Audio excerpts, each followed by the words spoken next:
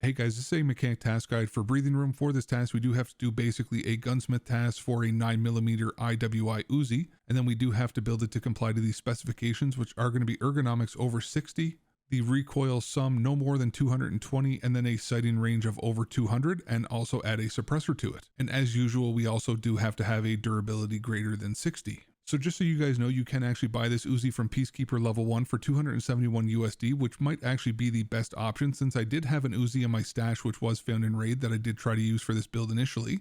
However, it didn't end up working even though it did meet all the requirements, including the durability being over 60, so just a warning that this could be a bit buggy. Now, all of the gun parts required for this build are actually able to be purchased from the traders, and I do have a picture on the screen right now that does show what they are and then who to buy it from and what level, so that you can utilize that if you do prefer to purchase them individually. However, I am actually going to right click and then utilize the edit builds option, then show you guys how to mod it out here. So firstly, you want to make sure that your barrel is the 259mm one, and then you do want to swap out the barrel retaining nut for the suppressor, and then you want to swap out the HG handguard for the FG one, and then you want to change the mag to the cheap 20 round magazine, and then you are going to switch the stock from the Type 5 to the Type 6. Then we want to add a scope mount and then throw the Walther MRS reflex sight on top. And after you've done this, then you should be ready to go with a yellow check mark on the bottom right hand corner of the weapon.